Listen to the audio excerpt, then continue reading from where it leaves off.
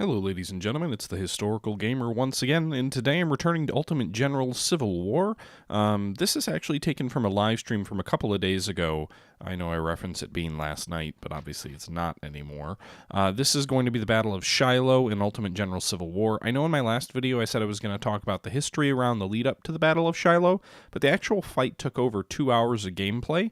So what I'm going to do is I'm going to just jump back into the stream, let you get the actual gameplay audio, and then I will be, in my next video or one of the later videos in the battle, as some of my commentary kind of tapers out as the stream goes on, I'll jump back into providing historical commentary. So what I'm going to do, the first part, 30 minutes or so of this video, is going to be just the stream as it was, and then either the next video or the following video, I'll go back into historical discussions throughout the remainder of the footage. Just when you've got 2 hours of footage like this, it takes some, you mix things up a bit. So enjoy the stream portion, and in the next video, we'll talk more about the history. Hello ladies and gentlemen, it's the Historical Gamer once again, and we are back. We are looking at Ultimate General Civil War, and we are about to fight the Battle of Shiloh. Last night we streamed and were able to fight through the preliminary battles in Shiloh, and now we are on to the Battle of Shiloh. As you can see here, we've got a solid reputation of 42. We just spent a little bit to gain a new division commander. I believe it was, who did we hire? William Sherman was who we brought in, so we used 4 reputation for that. We've got a little bit more we could spend, get some extra money, really build up a formidable army, but I don't want to spend all of that because even though you have this reputation to spend, you get down toward the bottom of it, it causes you to get morale penalties. And in addition, if we were to lose Shiloh, we lose 20 reputation, so that would really cut in to our reserve there. If you get to 0, you get fired. So I'd rather continue the campaign as far as possible, and some of these early battles are really difficult from the Union perspective.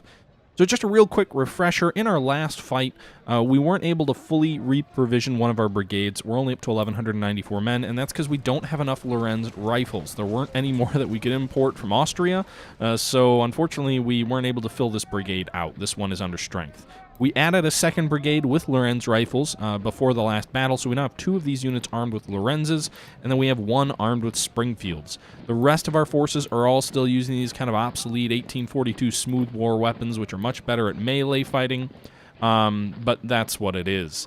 So our first corps, which is the main part of our army, is some 12,500 soldiers. We increased our batteries to 32 guns, so 2 10-gun batteries and a 12-gun battery of Napoleons. So that gives us 32 guns, 800 artillery, 750 cavalry, and 11,694 infantry in 3 divisions, which are composed of 12 brigades. We also started the creation of a 2nd Union Corps under Andrew Porter. We have a division commander who's a colonel. Unfortunately, we need to work on that. But 1 division of 2 infantry brigades, a cavalry brigade, and an artillery battery of 10 guns. Light guns, 6-pound field guns, 520 cavalry armed with Sharps modeled weapons, so more or less skirmishing forces for scouting, not for charging. And 2 infantry brigades armed with, you guessed it, Springfield 1842s.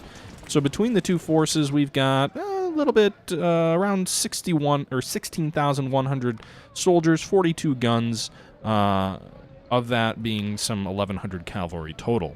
So that's what we're going to bring into the Battle of Shiloh, which I'll go ahead and click on, and we'll jump in without too much ado.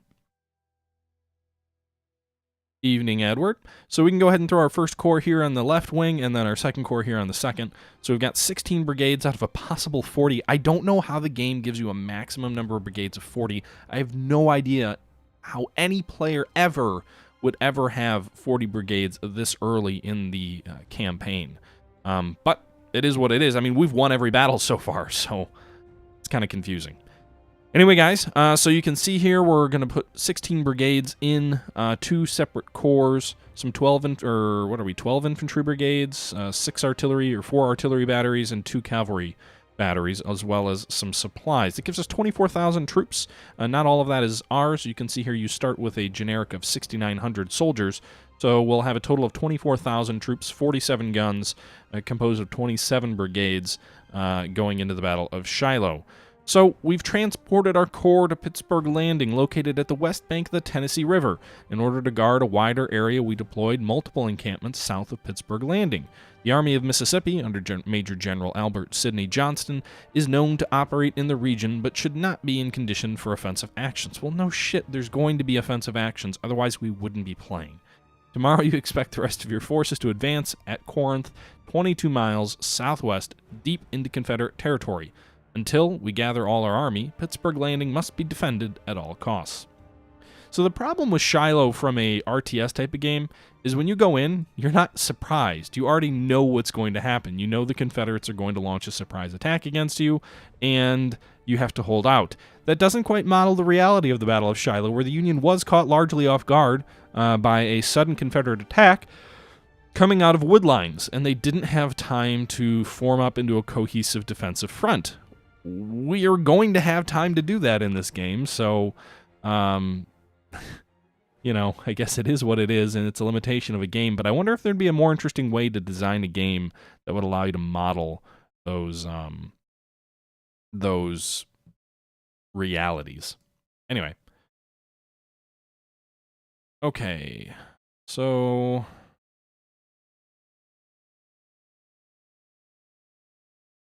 all right. So here we are with 2 hours and 29 minutes and some troops in camp, some troops in the woods. These troops in the woods are probably relatively safe from being destroyed. We'll move them forward a little bit. Move McGowan, we'll move Walton, and we'll move the Iron Brigade into these woods. I'm going to go ahead and pull these guys out of this camp. I do not want my troops in a frickin' camp. That's not a very defensible position. So we're not going to put our guys there. I don't like that the enemy's probably going to advance through this wooded cover on our flank. They're going to be really, have a huge advantage by being able to do that. Keep our artillery kind of on the right here. I think that'll give us the best line of sight. We'll move my general over here. And if we get any reinforcements, we'll put them on our right. Meanwhile, we're going to pull some troops from these lines as well and detach some skirmishers. I want to get some troops out front. The Springfield's brigade has Springfield armed skirmishers, so we're going to go ahead and move these guys forward. I don't know where the enemy's going to come. I assume they're coming up these roads here. There's not a lot of great places we can ambush them with skirmishers and do a lot of damage, but this wood line along here kind of is our one place that we might be able to do that. So we'll go ahead and move these skirmishers into this wood line. See? And hopefully that allows us to delay the Confederates a little bit in coming up, because really the Battle of Shiloh is all about buying time for your troops to hold the line until General Buell comes up with his forces. You know what? Let's move this artillery over here.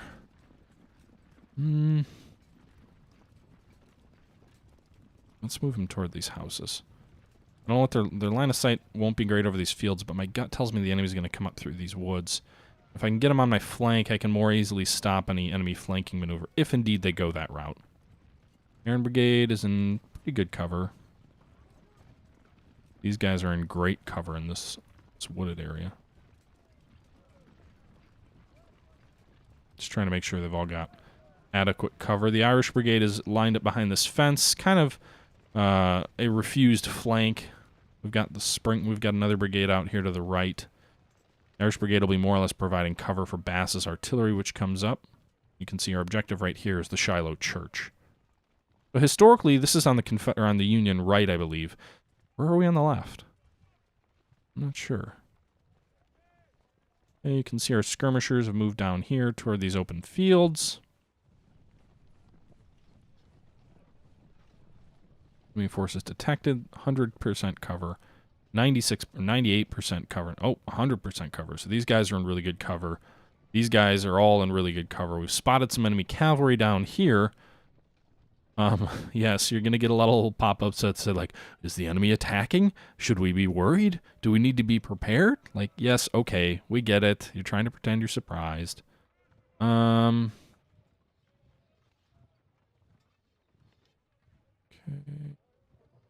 Pull these guys back. I understand a straight line fence. I don't really understand these types of fortifications unless the enemy's going to surround you, because half your firepower isn't pointed in any particular direction. I'd much rather just get these guys in like a really good wooded area.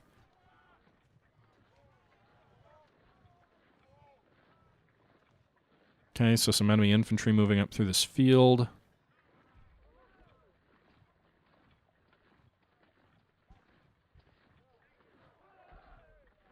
Let's get these guys over.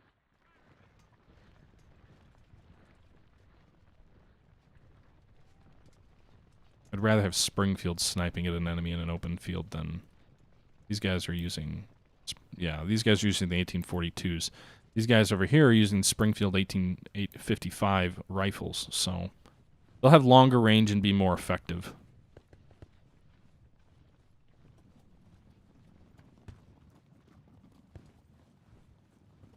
Here's some level of shooting.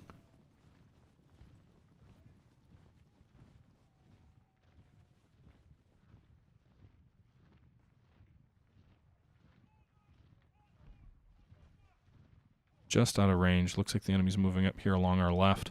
So they could try an assault between these two positions. But overall, I'm happy with my layout, my forces. Again, we do have a gap here in this open terrain. Maybe we actually move these guys over here. Move our artillery between. That'll allow us to ravage this open front. Okay, there you go. The fight has been joined. You can see our Springfield skirmishers knocked out 17 of the enemy so far. Only place that any firing is going on at the moment.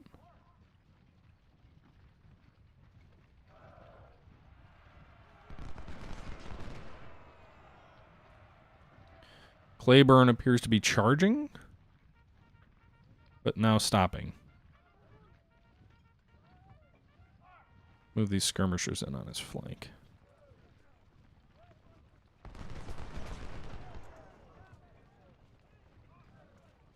See how much... Ooh, wow, they've still got really good cover where they're at right now.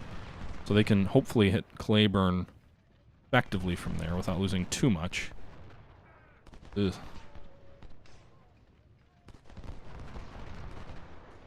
So our Springfields are doing okay. Walton's boys, not so much.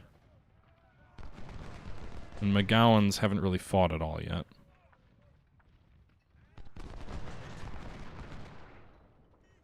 You can see here Walton's losing a little bit worse than he's getting, but the Springfield skirmishers are doing very fine indeed at the moment.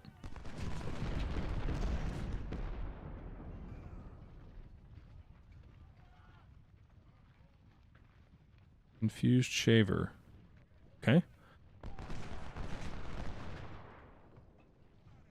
Okay, so I'm kind of interested in protecting my troops with really good troops. Oh, with really good weapons, that is. You can see here the enemy has moved up with a brigade toward our left, or is it our right, or left, or right? We've got some artillery that can hopefully fire into their flank as they advance now. See these batteries over here. Wood is charging toward our troops, which are in good cover. And he's exposing his flank to this artillery, which can fire right into it. And again, our infantry fires a volley right into his forces as they advance. It looks like they've halted a little bit. They didn't get to melee range, which is good.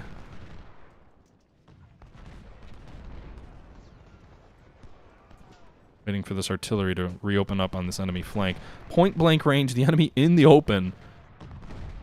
Now taking some artillery fire to the rear, so there you go. 4 casualties, over 120 inflicted on that brigade. So, not destroyed by any means, but certainly good for us. Meanwhile, Walton's skirmishers have started actually reversing the tide in terms of casualty ratios. They're giving more than they're getting. And the Springfield skirmisher unit is giving way better than they're getting. Over 200 without a casualty yet. I'm assuming the enemy is going to kind of probably charge here and push Walton's guys back. Go ahead and fall back. Get one more volley off the Springfields, and then they can run. Close the range, retreat. And then our other brigade here can hopefully delay the enemy a little bit as we pull back, hopefully without losing too much. So the Springfield boys are well on their way, getting out of here. Walton's holding, I guess. Govern. McGowan. So we'll kind of let these guys move the Springfields over here to guard our flank. I think we have some reinforcements coming up. Yep. So Porter, our other corps commander, has arrived on the field. He's bringing up, looks like maybe one brigade of 1,500 men under Loomis. Let's go ahead and drag him south. Come on.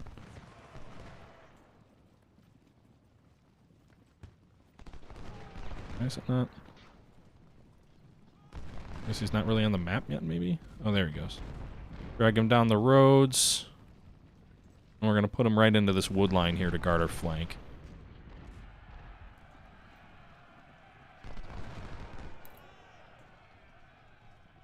Okay, so all of our skirmishers are doing what they should be doing at the moment.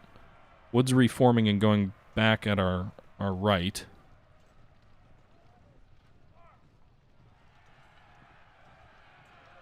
We're going to bring the Springfields forward here just to hopefully give Stuart a little bit of a pause. And let Walton's guys get out of there.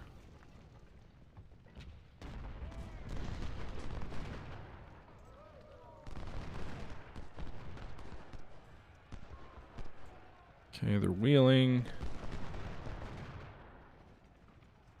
Trying to tell what direction they're going. I don't want you guys in the open though, so fall back into some cover. Uh-oh. You guys are running the wrong way. Where the hell are you guys going? Retreating into the enemy. Oh boy, that... Good God. Okay, so that detachment of 200 men is gone. Thankfully, the Springfield battery is given enough, I guess. I don't know. So Wood has closed the gap, firing point-blank range at our Iron Brigade. You can see here the casualties are mounting now. Some pressure on our left. Or God, I keep saying left. It's our right. So that may be a problem.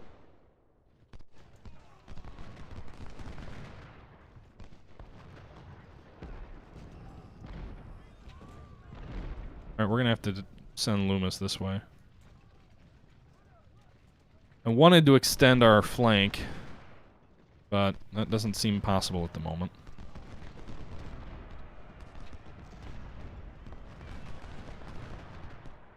I guess we've got skirmishers in the enemy rear now, thanks to that whole weird retreat. Go take aim at some enemy. There's no way we'd hold on to these supplies if we take them, so I think the better route is to just try and pick at the enemy artillery, or at least distract their fire.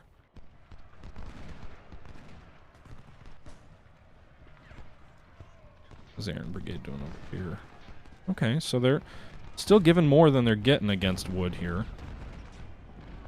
Looks like some enemy cavalry's coming up.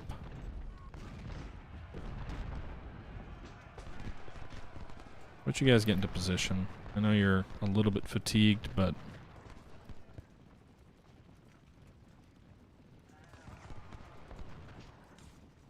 Okay, Albert Sidney Johnson's been spotted. Alright, so we're still delaying the enemy here on our right. That's protecting our flank. So even though we dispatched Loomis's brigade elsewhere, we should be okay.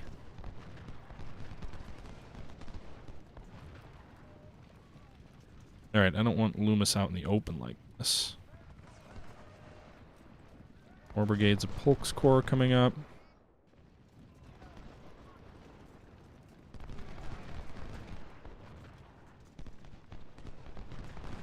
This brigade here, the Iron Brigade, is doing very well indeed. Stop running.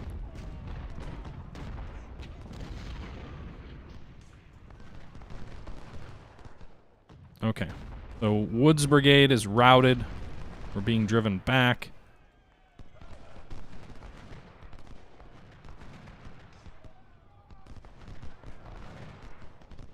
And then we're going to pull Loomis back out. He's going to kind of be our ready, rapid reaction force, and we'll move him over to our flank where we originally wanted him.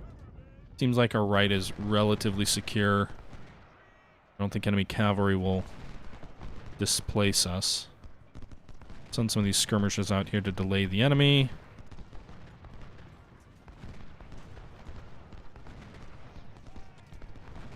All right, they're facing the wrong direction, so we're going to pull them out. I just pulled the Iron Brigade out of this fort because the fort's really facing to the right, and I don't want to waste all their fire, so I'll go ahead and pull them out, allow them to form up line behind Cleburne's forces.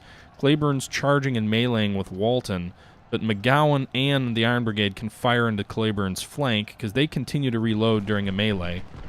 And there you can see a powerful volley from two separate brigades, really dealing Cleburne a blow and causing him to fall back.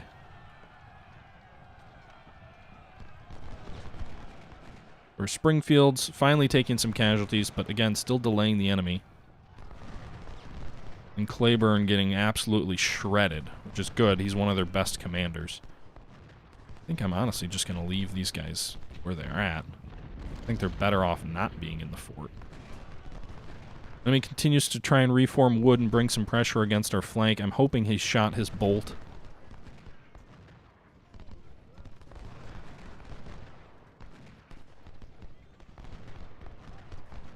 Again, they're going to kind of keep coming up. I'm not too worried about cavalry dislodging a heavily wooded infantry brigade. Loomis is slowly marching to our flank. But again, the Springfield boys are doing their job. These skirmishers have really done wonders. The enemy's still trying to get up and around us, but these guys are blocking their path across this open field. Whatever happened to my other skirmishers? Coming up in the rear of this party. Actually, go for these wagons. These might be far enough in the reserve that the enemy may not have anyone there. And if I can take their supply... Oh, they got another supply wagon up here. But if I can take their supply... That's how I lost Shiloh the first time I played the game. As the Confederacy, is I got my supply wagons captured and all my troops ran out of ammo.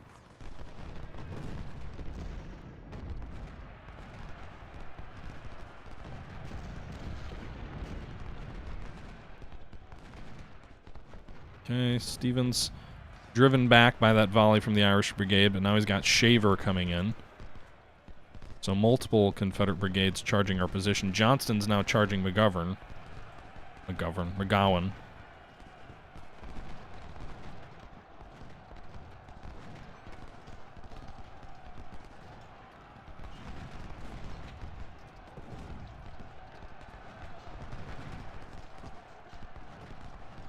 Our artillery is starting to run low on ammo. Our infantry is still okay at the moment. Alright, Iron Brigade. I don't want you to pursue them. So the enemy's launching charge after charge. And being repulsed charge after charge. I guess we can leave Loomis here. Our right is relatively secure as long as these skirmishers are still in place, which they're almost out of ammo. Almost 500 casualties inflicted by these guys. We'll let them fall back for now. I don't want to get all of them wiped out just for the sake of it, given the scenario is more or less over. Or at least this phase of the battle is more or less over. The Iron Brigade holding strong. Okay, so that was our right. Now the Confederates are going to attack our left. So historically, the Confederates wanted to break the Union left, or sorry, the Union right, which is what they were just attacking, push them away from the river and drive them into a swamp and destroy them. They actually found more success on the Union left and did the opposite of what they wanted and drove them toward the river where the Union had gunboat and reinforcement support coming up. So far, I don't know if we're on point with history because I think the Union did get driven back initially, but so far, we haven't dramatically overperformed yet, I would say. All right, folks, well, that's going to do it with the first part of this look at the Battle of Shiloh. In this video, we looked at the initial Confederate attacks, and in the follow-on videos, we'll look at the later Confederate attacks on our position as we attempt to hold off the Confederate Army under Albert Sidney Johnston in the Battle of Shiloh. This was a discussion triggered through a live stream. I think in my next video, I'll go back, in the original video for this series, or not series, but in the last video in this series, we looked at the history surrounding the lead up to the Shiloh campaign. In the next video, we'll talk more about the actual history that was fought in the Battle of Shiloh, and we'll strip out the Let's Play audio and provide the history, and then, following on, we'll see where we go from there. But this is just the start to the Battle of Shiloh. We've got a lot more footage coming, so I hope you guys enjoyed the video, and thanks for tuning in. Until next time, though, this is the Historical Gamer saying thank you for watching, and I'm out.